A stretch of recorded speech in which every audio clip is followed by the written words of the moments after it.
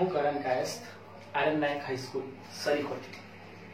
વિદ્યાર્થી મિત્રો, આપણે વિદ્યુત રસાયણના 4 લેક્ચર જોઈ ગયા છીએ. તેમાં વિદ્યુત રાસાયણિક કોષ, બીજો લેક્ચર હતો કોષનું નિરૂપણ કઈ રીતે કરી શકાય, ત્રીજો લેક્ચર હતો આપણો સંદર્ભ વિદ્યુત ધ્રુવ તરીકે આપણે હાઇડ્રોજન વિદ્યુત ધ્રુવ લીધો હતો, બરાબર. અને ચોથો લેક્ચર હતો આપણો જે ગઈકાલે તમે જોયો હશે કે જેમાં આપણે ન્યુમેરિકલ્સ દાખલા ગણ્યા હતા, બરાબર. હવે એ જે આપણે ન્યુમેરિકલ્સ ગણ્યા હતા એ માત્ર પ્રમાણિત કોષ માટે ગણ્યા હતા આપણે. તો બિન પ્રમાણિત હોય તો તે કોષ માટે આપણે કઈ રીતે પોટેન્શિયલ ગણી શકાય? આપણે પ્રમાણિત કોષનો પોટેન્શિયલ ગણ્યો હતો. તો પ્રમાણિત કોષનો પોટેન્શિયલ એટલે આપણે કઈ રીતે ગણ્યો હતો કદાચ તમને યાદ કરાવો તો E નોટ સેલ, આપણે E નોટ એટલે કે E0 એને પ્રમાણિત કોષના પોટેન્શિયલ તરીકે ઓળખીએ. શું ઓળખીએ? પ્રમાણિત કોષનો પોટેન્શિયલ. પણ બિન પ્રમાણિત હોય તો માત્ર E સેલ તરીકે જ દર્શાવાય. શું દર્શાવાય? માત્ર E સેલ, બરાબર. હવે એને પ્રમાણિત કઈ રીતે આપણે ડિફાઇન કરીએ? તો પ્રમાણિતમાં આપણને એની સાંદ્રતા ખબર હોય છે. એ સાંદ્રતા ખબર હોય એટલે કે આપણે કોઈ પણ વિદ્યુત ધ્રુવની જે આપણે પ્રક્રિયા લઈએ છીએ અને એની અંદર જે પણ પદાર્થ હોય તો બધી જ વખતે આપણને એની સાંદ્રતા ખબર નથી હોતી. જો સાંદ્રતા ખબર હોય તો એ પ્રમાણિત કહેવાય. સમજ પડે છે? અને જો સાંદ્રતા જો ન ખબર હોય, જે આપણે જે પદાર્થ લીધો છે વિદ્યુત ધ્રુવની પ્રક્રિયામાં એની સાંદ્રતા જો આપણને ન ખબર હોય તો એને કહેવાય છે બિન પ્રમાણિત. સમજ પડે છે? તો પ્રમાણિતમાં આપણે પોટેન્શિયલ એ ન્યુમેરિકલ્સમાં જોયું હતું કે એમાં આપણને રિડક્શન પોટેન્શિયલના મૂલ્ય આપેલા હોય છે અને સરળતાથી આપણે E0 સેલ ગણી શકાય છે. તો હવે માત્ર E સેલ જે બિન પ્રમાણિત હોય છે એ ગણવો હોય તો કઈ રીતે ગણી શકાય? તો તમને ડિફરન્સ ખબર પડી હશે કે E0 સેલ એટલે કે પ્રમાણિત કે જેમાં આપણે સાંદ્રતા જાણતા હોઈએ છીએ અને E સેલ કે બિન પ્રમાણિત હોય છે કે એમાં આપણે સાંદ્રતા જાણતા હોતા નથી. નોટેશનમાં એટલો જ ફરક છે કે અહીં આપણે 0 દર્શાવીએ છીએ ઉપર, અહીં કઈ દર્શાવતા નથી, બરાબર. ચાલો હવે એને આપણે તારવવાની કોશિશ કરીશું. ચાલો તમે પણ મારી સાથે લખતા રહો તો તમને પણ ખબર પડતી રહેશે. ચાલો તો આ બિન પ્રમાણિત કોષનું પોટેન્શિયલ શોધવા માટેનું સમીકરણ કયા વૈજ્ઞાનિકે આપ્યું હતું? તો એ નન્સ નામના વૈજ્ઞાનિકે આપ્યું હતું. કોને આપ્યું હતું? નન્સ નામના વૈજ્ઞાનિકે. તો નન્સ નામના વૈજ્ઞાનિકે આપ્યું હતું. તેથી એ સમીકરણને નન્સ સમીકરણ તરીકે ઓળખવામાં આવે છે. એટલે આજે આપણે ભણવાના છે નન્સ સમીકરણ, જે તમારી બોર્ડની પરીક્ષા માટે પણ મોસ્ટ આઈએમપી સમીકરણ છે. કેવું છે? મોસ્ટ આઈએમપી સમીકરણ છે નન્સ સમીકરણ, બરાબર. અને શેના માટે છે? તો આપણે અહીં લખી દઈએ કે બિન પ્રમાણિત, શું? બિન પ્રમાણિત કોષનું પોટેન્શિયલ માટે, પોટેન્શિયલ માટે, બરાબર. ચાલો તો આપણે નન્સ સમીકરણ આજે ભણવાના છે. કોના માટે? તો બિન પ્રમાણિત કોષના પોટેન્શિયલ માટે, બરાબર. તો નન્સે સૌપ્રથમ તો શું કીધું છે કે આપણે જ્યારે બધા જ વિદ્યુત ધ્રુવ લઈએ છીએ કે વિદ્યુત ધ્રુવની પ્રક્રિયા લઈએ છીએ તો શું કીધું કે બધી જ વિદ્યુત ધ્રુવ ની પ્રક્રિયામાં લીધેલ પદાર્થની સાંદ્રતા દર વખતે એક હોતી નથી, બરાબર. શું કીધું નન્સે? કે બધી જ વિદ્યુત ધ્રુવની પ્રક્રિયામાં જે આપણે લીધેલ પદાર્થ છે કે લીધેલ સ્પીસીસ છે ઇંગ્લિશમાં કહીએ તો એની સાંદ્રતા દર વખતે એક હોતી નથી. એટલે કે જો સાંદ્રતા એક હોય તો તે પ્રમાણિત કહેવાય. તો પ્રમાણિતનો તો કોષ પોટેન્શિયલ આપણે એકદમ સરળ રીતે શોધી શકાય. પરંતુ જો બધી જ વખતે જો એની સાંદ્રતા એક ન હોય, એટલે એક ન હોય તો બિન પ્રમાણિત કે આપણે એની સાંદ્રતા જાણતા નથી. તો સાંદ્રતા નથી જાણતા તો હવે એ બિન પ્રમાણિત કોષ થયો. તો બિન પ્રમાણિત કોષની સાંદ્રતા આપણે શેના વડે શોધી શકાય? નન્સ સમીકરણ વડે. તો નન્સે શું કર્યું? એને એક ધાતુ લીધી. એ ધાતુ પરથી એક ઇક્વેશન આપણને આપી. એ ધાતુને જો આયન સ્વરૂપે આપણે દર્શાવીએ તો ધાતુ એટલે આપણે એને ઇંગ્લિશમાં કહીએ મેટલ. મેટલને આયન સ્વરૂપે લઈએ તો NN3 પ્લસ, બરાબર. અને આયન હોય તો એક્વિયસ સ્વરૂપમાં હોય છે, એટલે કે એ જલીય માધ્યમ હોય એટલે આપણે એક્વિયસ દર્શાવીએ. હવે એ શું કરે છે તો નંબર ઓફ ઇલેક્ટ્રોન્સ એક્સેપ્ટ કરશે. કેટલા ઇલેક્ટ્રોન એક્સેપ્ટ કરે છે તો m ઇલેક્ટ્રોન એક્સેપ્ટ કરે. તો એમાંથી શું મળશે આપણાને? Metal solid. સમજ પડે છે? એટલે શું થયું આમાંથી કે આપણો આયન છે પ્લસ છે એમાંથી આપણે 0 ચાર્જમાં ગયા છે. ધેટ મીન્સ કે એનું રિડક્શન તમને અહીં જોવા મળે છે. હવે આપણે સંદર્ભ વિદ્યુત ધ્રુવની પણ વાત કરી હતી કે આપણે કોઈ પણ જો કોષ અર્ધકોષ લીધો હોય એમાં આપણે જો પોટેન્શિયલ મેળવવું હોય, માત્ર એક જ અર્ધકોષ છે મારી પાસે અને એનો પોટેન્શિયલ મેળવવો છે, તો હું સંદર્ભ તરીકે હાઇડ્રોજન લઉં અને કોઈ પણ રાસાયણિક કોષનો આપણે પોટેન્શિયલ મેળવી શકાય છે. ચાલો, તો આના પરથી નન્સે એક સમીકરણ તારવ્યું છે. એ સમીકરણ આપણે લખીએ. તમે પણ મારી સાથે લખતા જાઓ, પ્રેક્ટિસ કરતા રહો. ચાલો, તો નન્સે લખ્યું છે E mn પ્લસ m બરાબર E0 mn પ્લસ m ઓછા RT અપન NF ln m ધાતુની સાંદ્રતા ના છેદમાં mn પ્લસ ની સાંદ્રતા. અને સાંદ્રતાને આપણે આ રીતે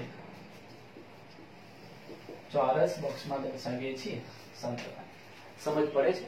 તો નન્સે કયું સમીકરણ આપ્યું કે ધાતુ પરથી કે n plus m is equal to E naught mn plus m ઓછા RT અપન NF ln m ની સાંદ્રતા ના છેદમાં mn પ્લસ ની સાંદ્રતા.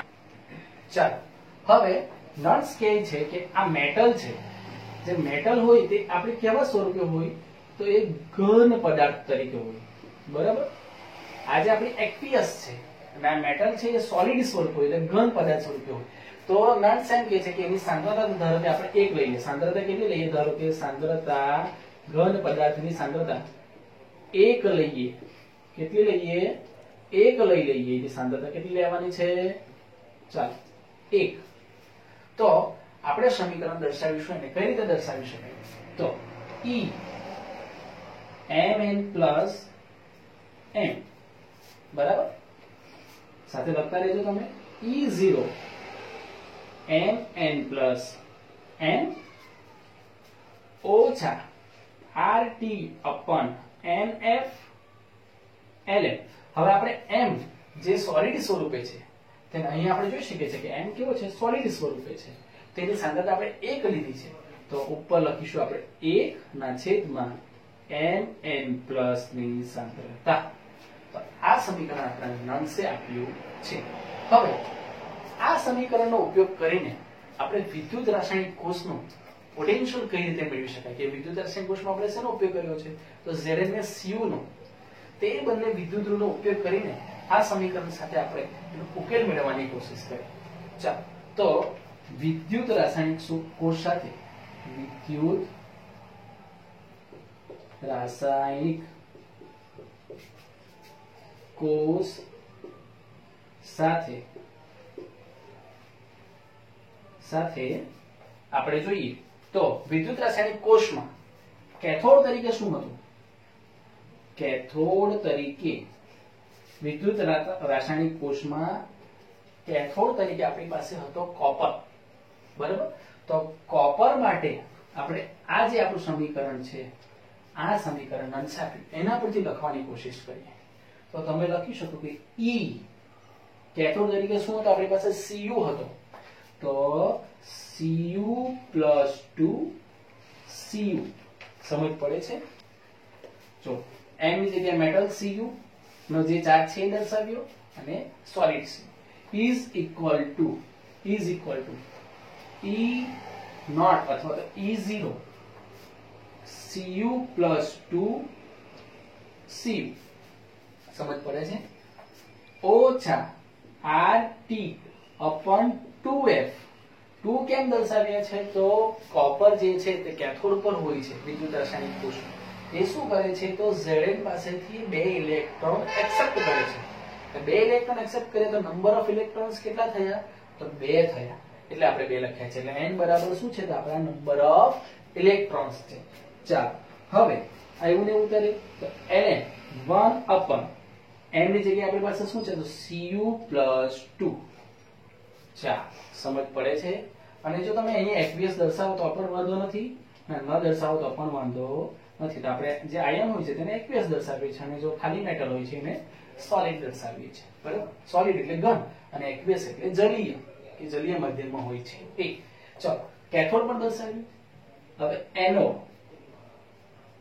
તો ચાલો વિદ્યુત રાસાયણિક કોષમાં એનોડ પર શું હતું આપણી પાસે યાદ કરો તો ઝિંક હતો આપણી પાસે તો ઝિંક ને આ સમીકરણ પ્રમાણે લખીએ આપણે તો ઝિંક ને આ સમીકરણ પ્રમાણે કેવી રીતે લખી શકાય E Zn + 2 Zn બરાબર ચાલો is equal to E naught Zn + 2 Zn બરાબર ઓછા RT/2F બરાબર અહીંયા પણ બે જ આવશે n બરાબર કારણ કે Zn છે તે બે ઇલેક્ટ્રોન મુક્ત કરે છે એટલે n બરાબર આપણે 2 લખીશું બરાબર ln 1 Zn + 2 aqueous કે Zn + 2 ની સાંદ્રતા તો તમે જોઈ શકો છો કે નન્સે આપણને જે સમીકરણ તારવીને આપ્યું હતું એ સમીકરણમાં આપણે વિદ્યુત રાસાયણિક કોષ સાથે સરખાવ્યું હવે આ જે વિદ્યુત રાસાયણિક કોષ છે એનો કોષ પોટેન્શિયલ ધારો કે આપણે બિન પ્રમાણિત હોય કે આપણે એની સાંદ્રતા નથી જાણતા કે તમે જોઈ શકો છો કે બિન પ્રમાણિત છે બરાબર એની સાંદ્રતા આપણે જાણતા નથી તો આપણે એનો કોષ પોટેન્શિયલ છે તે કઈ રીતે શોધી શકાય તો આપણને ખબર છે કે કોઈ પણ વિદ્યુત રાસાયણિક કોષ હોય છે એનો કોષ પોટેન્શિયલ જો શોધવો હોય તો આપણી પાસે બે અર્ધકોષ હોવા જરૂરી છે તો આપણી પાસે છે એક અર્ધકોષ Cu નો છે અને એક અર્ધકોષ Zn નો છે તો ચાલો એ જોઈએ આપણે તો પહેલા તો આપણે અર્ધકોષનું સૂત્ર કે અર્ધકોષ શોધવા માટે જે પોટેન્શિયલ શોધવાનો છે અર્ધકોષ પરથી એનું સૂત્ર કઈ રીતે દર્શાવી શકાય તો આપણી પાસે બિન પ્રમાણિત છે એટલે બિન પ્રમાણિત માટે આવશે E સેલ બરાબર E કેથોડ ઓછા E એનોડ સમજ પડે છે કારણ કે બિન પ્રમાણિત છે એટલે આપણે ઉપર કોઈ નોટેશન દર્શાવીશું નહીં જો પ્રમાણિત હોય તો જ ઉપર 0 દર્શાવવામાં આવે છે ક્લિયર થાય છે ચાલો હવે સિમ્પલ છે આ સોલ્યુશન એટલે આ સમીકરણ પરથી આપણે આ બંને કિંમત આ સમીકરણમાં સબમિટ કરીશું ચલો તો સબમિટ કરીએ ધારો કે હું આ રોમનમાં આને 1 નંબર આપી દઉં અને આને હું 2 નંબર બરાબર તો હવે 1 નંબર અને 2 નંબર તમે જોઈ શકો છો તો અહીં આપણે સબમિટ કરીએ તો E સેલ બરાબર કેથોડ તરીકે શું છે આપણી પાસે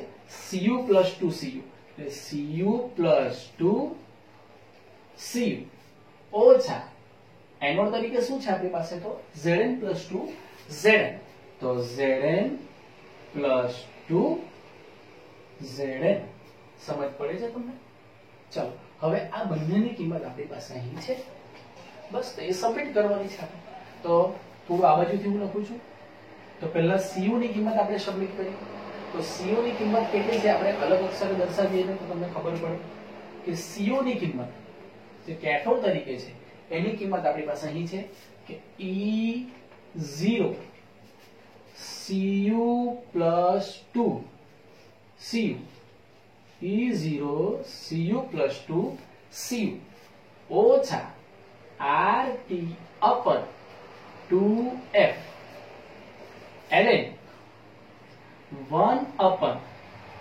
Cu + 2 aqueous સમજ પડે છે તો આપણે આ Cu ની કિંમત દર્શાવી છે હવે આ બાદબાકીનું ચિહ્ન છે તો ઓછાનું ચિહ્ન તો અહીં આવશે જ સમજ પડે છે ચાલો હવે Zn + 2 ની કિંમત આપણી પાસે છે અહીં તો એની કિંમત આપણે હવે અહીં લખીશું તો તમે જોઈ શકો છો કે Zn માટેની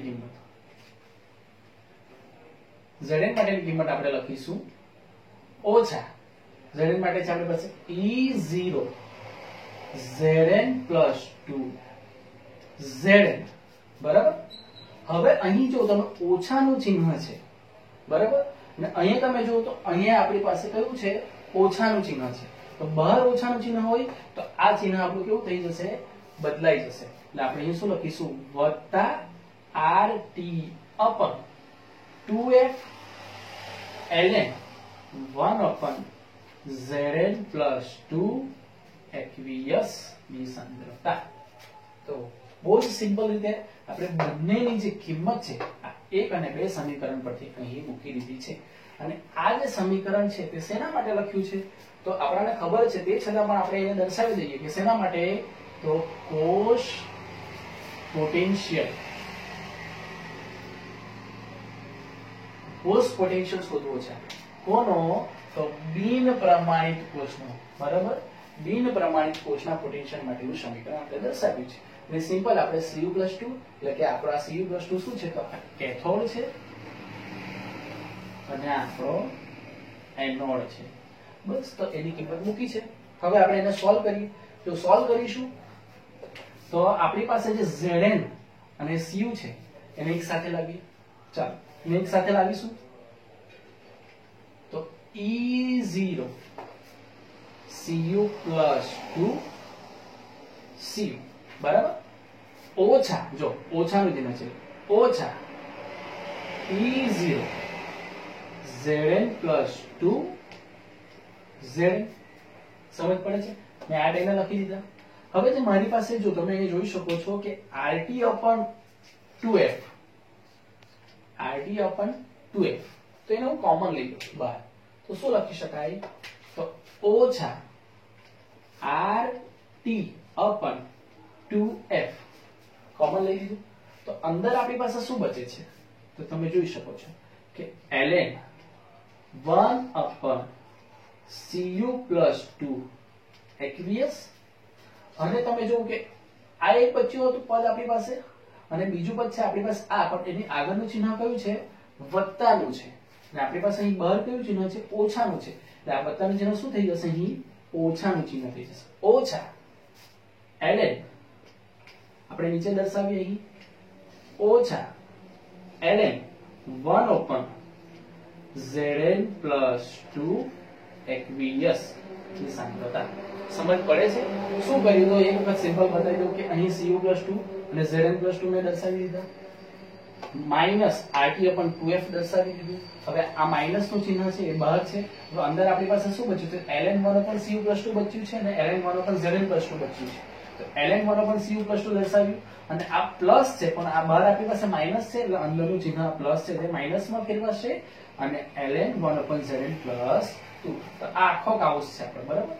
ચાલો હવે તમને અહીં પૂરતું સમીકરણ જોવા મળે છે. તો હવે એ સમીકરણને આપણે થોડું શોર્ટમાં લખવાની કોશિશ કરીએ. તો અહીં આપણે શું શોધીએ છીએ, તો E સેલ શોધીએ છીએ. આપણે શું શોધીએ છીએ, E સેલ. તો E સેલ અને આ Cu અને Zn ને મેં કઈ રીતે દર્શાવું છું, તો E0 સેલ વડે દર્શાવું છું. શું કરવું, એને E0 સેલ વડે એને કોમન દર્શાવું છું. શું બચે છે અહીં મારી પાસે, તો ઓછા RT/2F બચ્યા. બરાબર. અને અંદર શું બચે છે, તો ln. હવે ઓછા છે એટલે ભાગાકારની રીતે દર્શાવીશું. તો હવે તમને એમ થાય કે બંને તો છેદમાં જ છે, કે 1/Zn+2 છે અને 1/Cu+2 છે. તો ઉપર કોને દર્શાવવું અને નીચે કોને દર્શાવવું, તો આપણે અમુક ઉપર જે હોય એનોડ તરીકે દર્શાવે અને નીચે કેથોડને દર્શાવે. તો આપણને ખબર છે કે આને એનોડ કોણ છે અને કેથોડ કોણ છે. તો એનોડ કોણ છે, તો આપણો Zn છે એ એનોડ છે અને Cu છે એ આપણો કેથોડ છે. તો ચાલો Zn ને આપણે ઉપર દર્શાવીશું. તો ઉપર આવશે Zn+2 aqueous ની સાંદ્રતા ના છેદમાં Cu+2 aqueous ની સાંદ્રતા. સમજ પડે છે?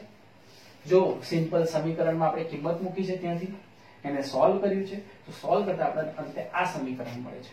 હવે અહીં ખૂબ ઇમ્પોર્ટન્ટ છે કે હવે જે વેલ્યુ મૂકવાની છે, કિંમતો મૂકવાની છે. આપણી પાસે કેટલાક અચળાંકો છે આ સમીકરણ. કયા અચળાંકો છે, તો તમે જોઈ શકો છો કે મારી પાસે અહીં R, T અને F. બરાબર. તો એની કિંમત શું હશે, તો તમે જોઈ શકો છો કે R બરાબર શું છે, તો વાયુ અચળાંક છે. શું છે, તો વાયુ અચળાંક છે. અને વાયુ અચળાંકની વેલ્યુ આપણી પાસે છે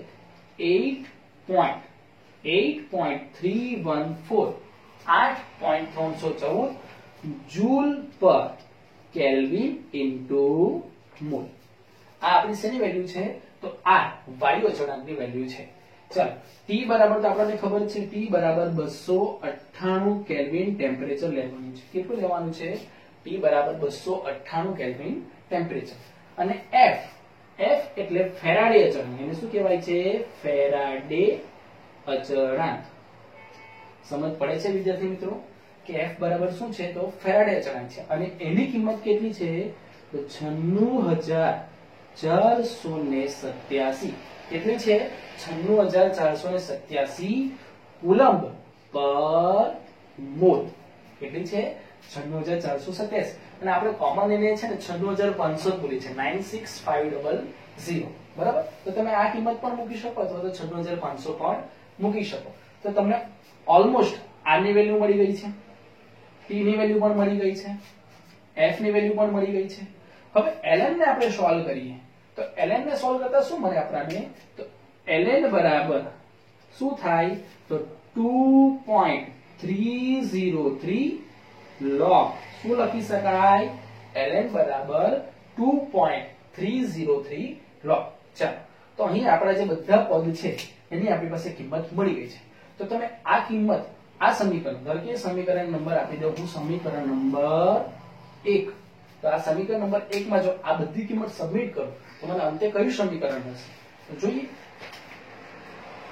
E સેલ બરાબર E0 સેલ ઓછા 0.059/2. તમે સોલ્વ કરશો તો આટલો આન્સર આવશે. કેટલો આવશે? 0.059/2 log Zn+2 ના છેદમાં Cu+2. સમજ પડે છે? તો વિદ્યાર્થી મિત્રો, વિદ્યુત રાસાયણિક કોષનો પોટેન્શિયલ શોધવો હોય તો અંતે સમીકરણ આપણને જે Zn અને Cu માટે તારવ્યું છે નન સમીકરણ પર આપણને આ સમીકરણ જોવા મળે છે. તો ઓલમોસ્ટ આપણે આ સમીકરણ તરફ પહોંચી ગયા છે. પરંતુ હવે ધારો કે આપણી પાસે Zn અને Cu સિવાય કોઈ બીજા વિદ્યુત ધ્રુવો હોય, એટલે કોઈ બીજો વિદ્યુત રાસાયણિક કોષ હોય કે જેમાં આપણે Zn અને Cu વાપર્યું નથી, તો તેના માટે આપણે શું વિચારી શકાય? તો તેના માટે આપણે કોમન સમીકરણ લખીએ કે E સેલ બરાબર E0 સેલ ઓછા 0.059/n. ઉપર આવશે એનોડની સાંદ્રતા અને નીચે આવશે કેથોડની સાંદ્રતા. સમજ પડે છે? અને આ જે સમીકરણ મળ્યું છે એ છે આપણું નન સમીકરણ. સમજ પડે છે તમને? આ જે આપણું ફાઇનલ સમીકરણ છે નન સમીકરણ. આનો ઉપયોગ કરીને તમે કોઈ પણ દાખલો કે કોઈ પણ ન્યુમેરિકલ્સ છે કે જેનો બિન પ્રમાણિત કોષનો પોટેન્શિયલ શોધવો હોય તો તમે આ સમીકરણનો ઉપયોગ કરીને શોધી શકાય છે. તો અહીં તમને ખબર પડી ગઈ છે કે n બરાબર શું લેવાનું? n બરાબર જે નંબર ઓફ ઇલેક્ટ્રોન એક્સેપ્ટ કર્યા હોય અથવા તો એને આપ્યા હોય તેના વિશેની વાત છે. એના ઉપર એનોડની સાંદ્રતા કે જે એનોડ તરીકે વાપરી હોય અને નીચે છે કેથોડની સાંદ્રતા. બરાબર? તો આ રીતે આપણે સાંદ્રતા ન જાણતા હોઈએ, એટલે કે બિન પ્રમાણિત આપણો કોષ હોય તો એના માટે આ કેલ્ક્યુલેશન પ્રમાણે જો વિદ્યુત રાસાયણિક કોષ આપણે Zn અને Cu લઈએ તો તેના માટે આ કેલ્ક્યુલેશન, અને ધારો કે આપણે વિદ્યુત રાસાયણિક કોષ ન હોય અને કોઈ બીજો કોષ પણ હોય તો તેના માટે આ કોમન સમીકરણ તમે યુઝ કરી શકો છો. તો આઈ હોપ તમને આજે આ વિદ્યુત રાસાયણિક જે કોષનો પોટેન્શિયલ, જે બિન પ્રમાણિત કોષનો પોટેન્શિયલ છે એ કઈ રીતે શોધી શકાય એમાં સમજ પડી હશે. તો તમે આનો સ્ક્રીનશોટ લઈ લો અને એનું સ્ટડી કરો. 2 થી 3 વાર તમે એને પ્રેક્ટિસ કરો તો 100% તમને આમાં સમજ પડી જશે. અને આ જે સમીકરણ છે એ સમીકરણ પરથી ઘણા બધા આપણે દાખલા પણ ગણવાના છે અને આ સમીકરણ પરથી તમને દાખલા પણ પૂછાઈ શકે અને આખી થિયરી પણ તમારા બોર્ડની પરીક્ષા માટે ખૂબ જ ઇમ્પોર્ટન્ટ છે. તો આઈ હોપ તમે આને સમજશો અને કંઈ પણ ન સમજ પડે તો તમે મને કોમેન્ટ બોક્સમાં આવીને પૂછી શકો છો. Thank you very much. હા, તો વિદ્યાર્થી મિત્રો એક મિનિટ, અહીં આપણે જે લોગ છે એ લોગ લખવાનો આપણો રહી ગયો છે બાય મિસ્ટેક, તો આપણે લોગ એડ કરી દઈએ અહીંયા. તો આપણું કોમન સૂત્ર શું છે? E સેલ E0 સેલ ઓછા 0.059/n. બેની જગ્યાએ આપણે n દર્શાવ્યું કે આપણે ઇલેક્ટ્રોન કેટલા હોય n નંબર ઓફ ઇલેક્ટ્રોન્સ, અને લોગ ઉપર આવશે એનોડની સાંદ્રતા અને નીચે આવશે કેથોડની સાંદ્રતા. સમજ પડે છે? તો આ આપણું આખું સમીકરણ થયું, આ ફાઇનલ સમીકરણ થયું. તમે પડે છે તો બાય મિસ્ટેક આપણે અહીં લોગ લખવાનું રહી ગયો હતો. તો તમે જોઈ શકો છો common equation E cell is equal to E naught cell ઓછા 0.059 n log એનોડ ની સાંદ્રતા ઉપર આવશે અને કેથોડ ની સાંદ્રતા નીચે આવશે. આઈ હોપ તમને સમજ પડી હશે. સ્ટડી કરતા રહો. Thank you very much.